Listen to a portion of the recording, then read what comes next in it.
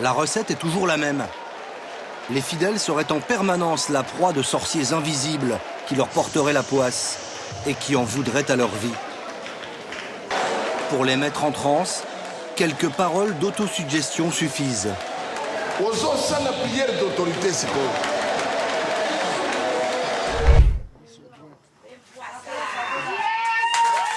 En maître de cérémonie, l'homme à la cape de couleur verte, un pasteur qui se fait appeler le prophète Seda. Il fait sortir de la fumée de ses doigts et serait investi de pouvoir magique permettant de guérir ses fidèles. Les guérisons dites miraculeuses s'enchaînent. Par un tour de passe-passe, le prophète sort le mal qui était entré dans cet homme.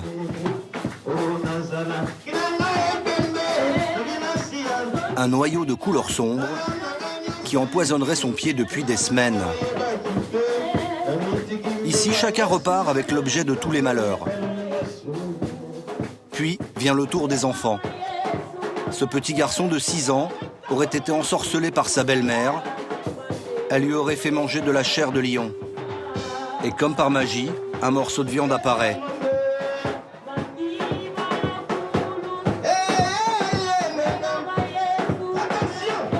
Ici, tout le monde y croit. Voici la chair que le prophète a enlevée. Il ne m'a pas dit d'où ça venait, mais je sais que ce sont des puissances maléfiques qui ont mis cette chose dans le corps de mon fils. Ici, le diable attaque de partout. La Nouvelle Alliance, c'est le nom de son église, regroupe une 50aine de fidèles dans ce quartier pauvre de la banlieue de Kinshasa.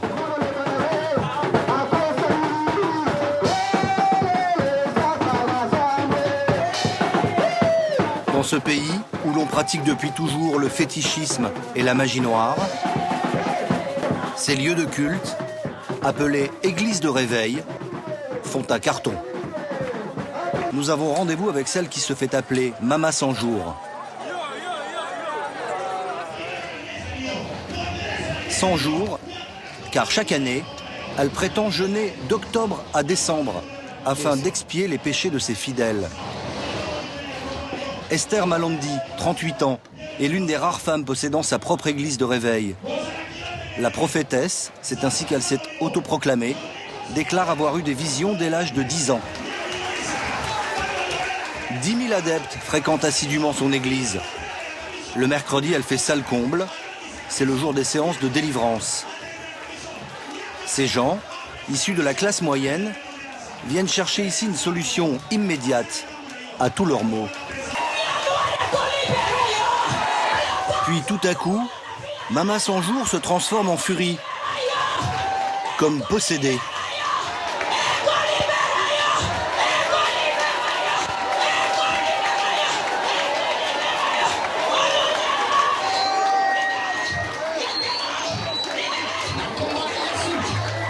Certains adeptes perdent connaissance. Ils sont amenés sur le devant de la scène. Ils sont une quinzaine ce jour-là.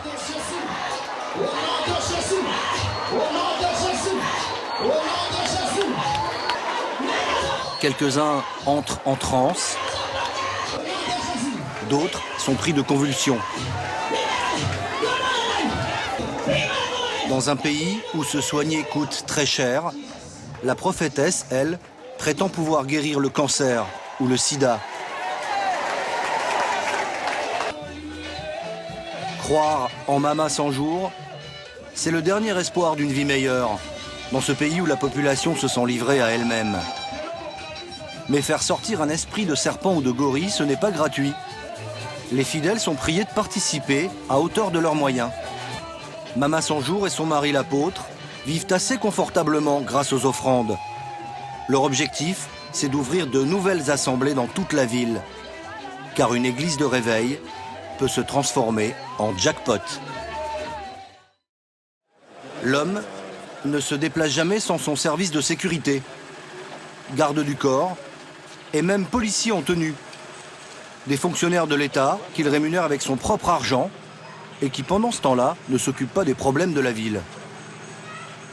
L'évêque possède plusieurs 4x4 de luxe et c'est toujours lui qui prend le volant.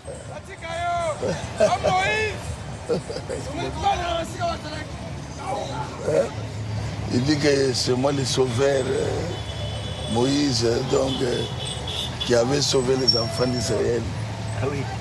Donc moi je suis Moïse, c'est des Imaniens de notre club, voilà. Donne l'argent. À chacun de ses déplacements, le pasteur se montre grand seigneur avec ses fans. C'est toi le meilleur. Les autres t'arrivent pas à la cheville.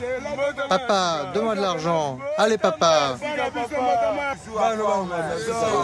Merci, papa.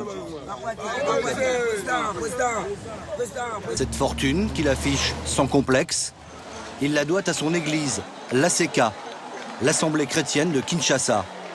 Plus de 100 000 fidèles à travers la ville. Nous sommes dans la maison mère, dans le quartier de Bandal. Chaque jour, il y a 2 offices auxquels assistent plusieurs milliers de personnes.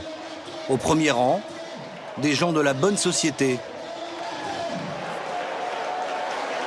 Banquiers, commerçantes, hauts fonctionnaires. La recette est toujours la même. Les fidèles seraient en permanence la proie de sorciers invisibles qui leur porteraient la poisse et qui en voudraient à leur vie. Pour les mettre en transe, quelques paroles d'autosuggestion suffisent. La prière d'autorité, c'est quoi?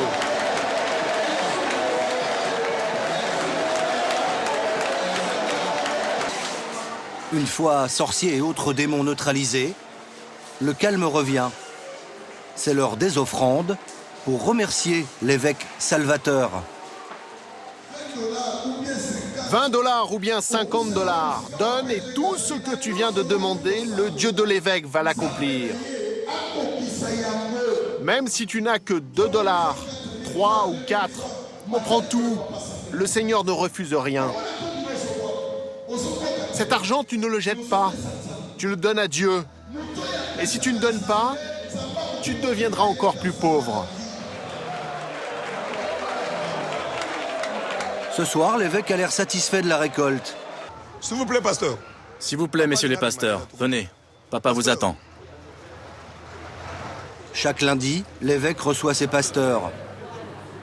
Ces hommes ont ouvert une filiale siglée ACK, l'église de Pascal Mukuna. Il y en a 130 dans toute la ville. Chaque franchisé doit reverser 10% de toutes les offrandes de sa paroisse. Ça se passe en petit comité dans le bureau de l'évêque. Paiement uniquement en espèces.